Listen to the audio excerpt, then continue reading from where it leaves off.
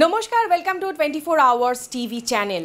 আজকে আমি মৌসুমি চলে এসেছি অ্যাপোলো মাল্টি স্পেশালিটি হসপিটালে এবং আমার সঙ্গে উপস্থিত রয়েছেন এই মুহূর্তে আমাদের guest of honour, renowned oncologist doctor Animesh Saha. সরাসরি আজকে আমাদের আলোচনা প্রসঙ্গ থাকবে ক্যান্সার, এটার কারণ, উপসর্গ এবং তার সাথে সাথে সলিউশন, কীরকম জীবন যাপন করলে তার সমাধান সম্ভব হতে পারে।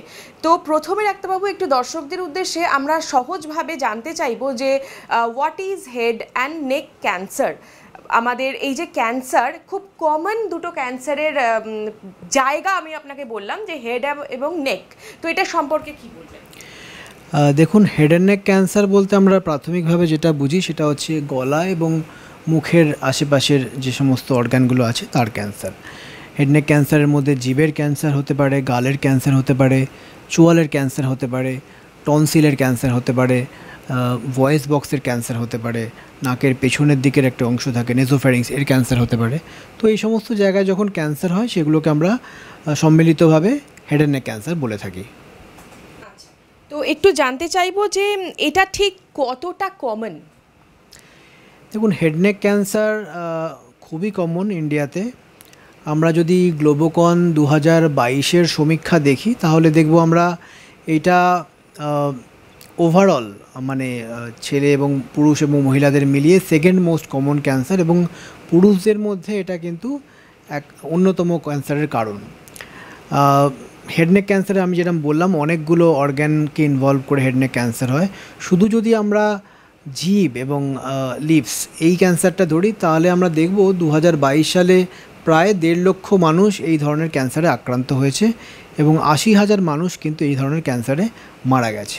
আমরা যদি ফিগারটা পুরো overall cancer of head neck ধরি তাহলে সেটা সংখ্যাটা প্রায় 3 গুণ ধরে নিন। So, Dr. Babu, what are the risk factors for developing head and neck cancer? দেখুন, হেড নেক ক্যান্সারের প্রথম যে কারণটা হচ্ছে সেটা হচ্ছে টোবাকো চিউইং। আমরা জানি আমাদের বিভিন্ন কমিউনিটিতে বিভিন্ন ধরনের টোবাকো চিউইংয়ের হ্যাবিট রয়েছে, যেমন কেউ খৈনি খায়, কেউ গোড়াকু ইউজ করে, কেউ পান পারাগ ইউজ করে। তো বিভিন্ন ধরনের টোবাকো চুইং একটা অন্যতম কারণ, এবং আমাদের দেশে সেটা বিভিন্ন জায়গায় বিভিন্নভাবে প্রচলিত। সেই টোবাকো চুইং কিন্তু একটা অন্যতম কারণ। তাছাড়া smoking is another important cause. স্মোকিংয়ের জন্য হেড নেক ক্যান্সার খুবই কমন। অ্যালকোহল কনজাম্পশনের জন্য খুবই কমন। আর একটা খুব কমন একটা জিনিস ইদানিং উঠে আসছে, যেটা ইন্ডিয়াতে বা ডেভেলপ কান্ট্রিতে অতটা প্রচলিত ছিল না, ডেভেলপ কান্ট্রিতে আরও বেশি দেখা যেত। সেটা হচ্ছে একটা ভাইরাসজনিত ক্যান্সার, যেটাকে আমরা হিউম্যান প্যাপিলোমা ভাইরাস বলে থাকি।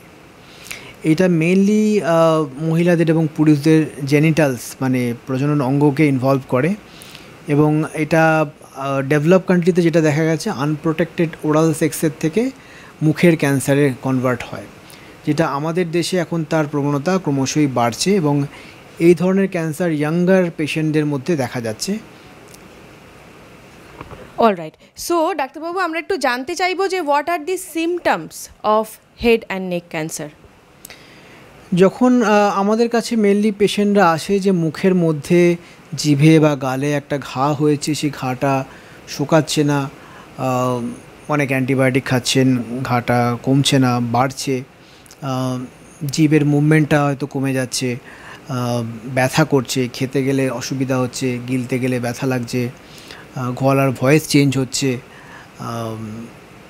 খেতে গেলে মনে হচ্ছে বিষম খাচ্ছেন, বা গলায় কোনো গ্ল্যান্ড ফুলে গেছেন বা মুখের কোনো অংশ ফুলে গেছে, যেটা কমছে না ওষুধ খেয়ে।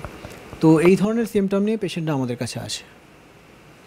তো কি কি ইনভেস্টিগেশন করা হয়? What are the investigations done for the head and neck cancer?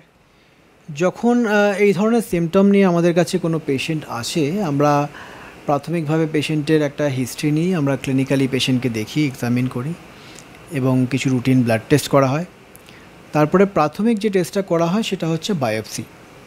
তো একটা বায়োপসি করে আমরা কনফার্ম করি যেটা ক্যান্সার কিনা এবং ক্যান্সার হলে কী টাইপের ক্যান্সার।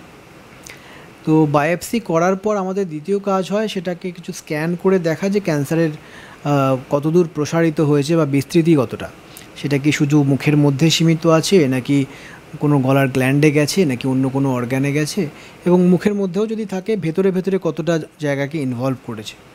তো এই জন্য ইউজুয়ালি সিটি স্ক্যান, কিছু ক্ষেত্রে এমআরআই এবং প্যাট সিটি স্ক্যান আমরা করে থাকি।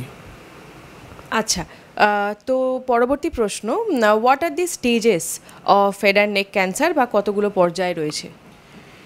দেখুন, আমরা হেড নেক ক্যান্সারকে প্রধানত 4টি স্টেজে ভাগ করে থাকি, স্টেজ 1 to 4, ডিপেন্ডিং অন যে পেশেন্টের টিউমারের সাইজ কত দূর অবধি বিস্তৃত, কোনো লিম্ফ নোডসে গেছে কিনা বা অন্য কোনো অর্গানে ছড়িয়েছে কিনা, এই সমস্ত ফ্যাক্টরগুলো কনসিডার করে আমরা স্টেজ 1 to 4 ভাগ করে থাকি। ওকে, সো পরবর্তী প্রশ্ন ডাক্তারবাবু, what is the treatment for head and neck cancer? দেখুন, আমি যেরকম বললাম যে হেড নেক ক্যান্সারটা অনেক রকম অর্গানে থাকতে পারে, মুখের সামনের দিকে যেমন জিভে থাকতে পারে, গালে থাকতে পারে, চোয়ালে থাকতে পারে বা গলার পেছনের দিকে থাকতে পারে। তো যেগুলো জিভের মুখের সামনের দিকের অর্গান, যেমন টাং বা ধরুন ওরাল ক্যাভিটি বা ফ্লোর অফ মাউথ, এই ক্ষেত্রে যদি আমরা আর্লি স্টেজে ক্যান্সারটাকে ধরতে পারি তাহলে প্রাথমিকভাবে সার্জারি রেকমেন্ড করা হয়, এবং সার্জারির পরে কিছু পেশেন্টদের রেকারেন্স প্রিভেন্ট করার জন্য রেডিয়েশনের সাথে কেমোথেরাপির প্রয়োজন হয়। আবার যদি সেই ক্যান্সারটা মুখের পেছনের দিকের কোনো অর্গানকে ইনভলভ করে, ধরুন টনসিলে হয়েছে বা নেজোফেরিংসে হয়েছে বা ভয়েস বক্সে হয়েছে, তখন বেশিরভাগ ক্ষেত্রেই সার্জারিটা অ্যাভয়েড করা হয়, কারণ সেই সমস্ত অর্গানগুলো আমরা প্রিজার্ভ করতে পারি উইথ নন সার্জিক্যাল ট্রিটমেন্ট। তার মধ্যে একটা প্রধান ট্রিটমেন্ট হচ্ছে রেডিয়েশন থেরাপি এবং কেমোথেরাপি। তো বেশিরভাগ ক্যান্সার মোটামুটি স্টেজ 1 থেকে 3 এর মধ্যে থাকলে আইদার সার্জারি বা রেডিয়েশন এবং কেমোথেরাপি দিয়ে কিওর করে দেওয়া সম্ভব। কিন্তু স্টেজ 4 ক্যান্সার, মানে যখন ক্যান্সার মুখ বা হেড অ্যান্ড নেক রিজিয়ন বা গলা থেকে ছড়িয়ে অন্য কোনো অর্গানে চলে যায়, তখন কিন্তু সেটা সার্জারি বা রেডিয়েশনের মাধ্যমে কিওর করা সম্ভব হয় না। তখন আমাদের মেন উদ্দেশ্যটা হয় রোগটাকে কন্ট্রোল করা, রোগটার জন্য যে পেশেন্টের কষ্ট হচ্ছে বা হবে সেটাকে প্রিভেন্ট করা, এবং ওনার লাইফ স্প্যানটা যতটা সম্ভব বাড়ানোর চেষ্টা করা, maintaining his her quality of life. তো সেক্ষেত্রে বেশিরভাগ ক্ষেত্রে কেমোথেরাপি দিয়ে চিকিৎসা করা হয়। এখন অনেক আধুনিক চিকিৎসা পদ্ধতি এসে গেছে, ইমিউনোথেরাপি, টার্গেটেড থেরাপি। তো কেমোথেরাপির সাথে বা আলাদাভাবে আমরা ওইগুলো ইউজ করে থাকি যাতে রোগটাকে দীর্ঘদিন কন্ট্রোলে রাখা যায়।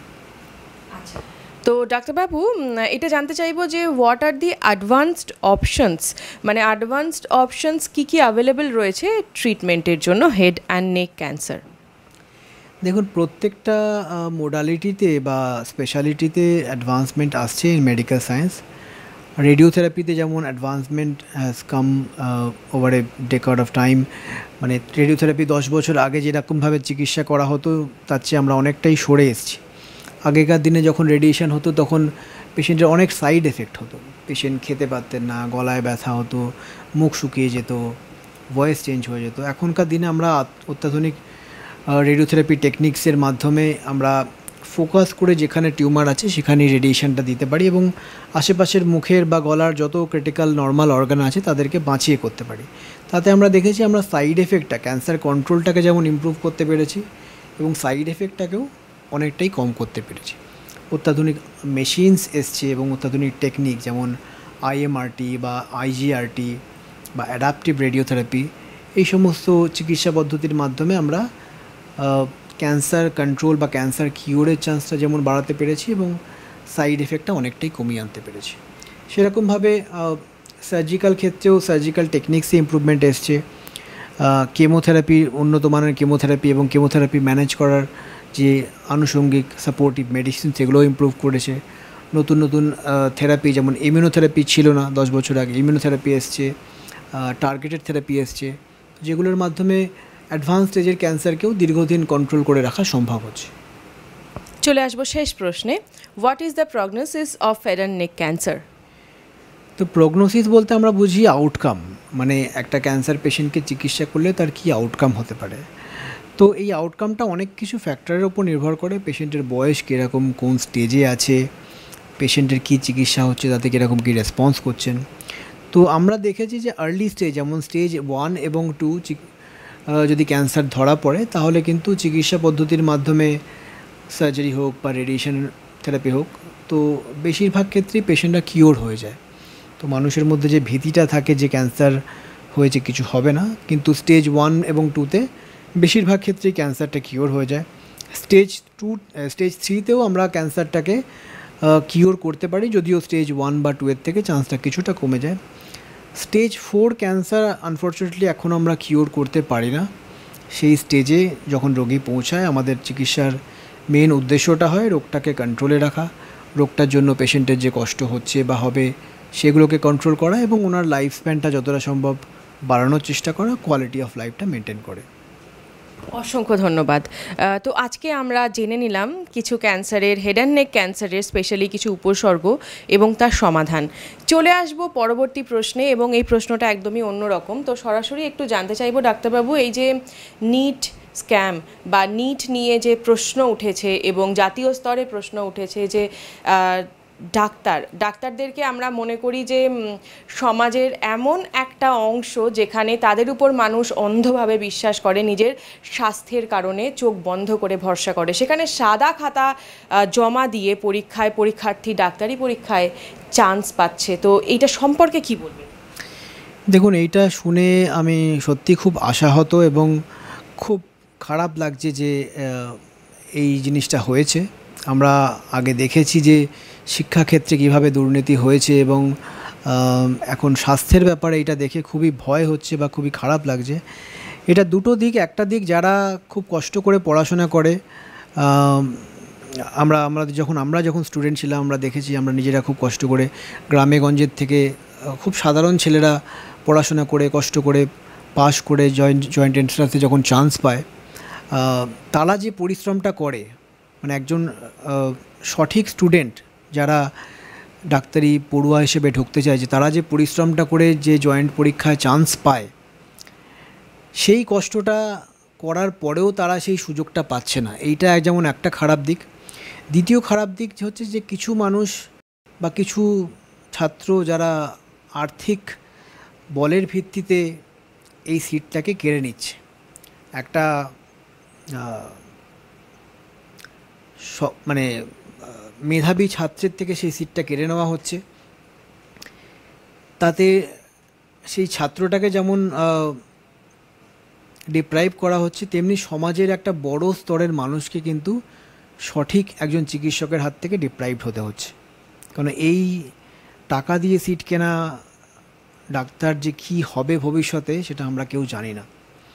কাজেই আমরা যখন বয়স্ক হব, আমাদের যখন চিকিৎসার জন্য যেতে হবে, তখন আমাদের 10 বার ভাবতে হবে যে কার কাছে আমরা যাচ্ছি, তার কোয়ালিফিকেশানটা কি সত্যিই সঠিক। তো এটা কিন্তু খুবই একটা আতঙ্কের বিষয় এবং একটা সামাজিক অবক্ষয়কে কিন্তু ইন্ডিকেট করছে। থ্যাংক ইউ সো মাচ ডাক্তারবাবু for your valuable words and time. এতক্ষণ আমরা ছিলাম ডক্টর অনিমেষ সাহার সঙ্গে, দি রেনাউন্ড অনকোলজিস্ট। আজকে আমরা জেনে নিলাম বিভিন্ন ধরনের প্রশ্ন এবং তার উত্তর, এবং আপনারা যারা ডিজিটাল মাধ্যমে এই অনুষ্ঠান দেখছেন তারা লিখে জানান কমেন্ট সেকশনে কীরকম লাগছে আমাদের অনুষ্ঠান, এবং আপনাদের সেই প্রশ্নের উত্তর নিয়ে আমরা চলে আসব পরবর্তী পর্বে। ততক্ষণ চোখ রাখুন শুধুমাত্র 24 আওয়ার্স টিভি পর্দায়।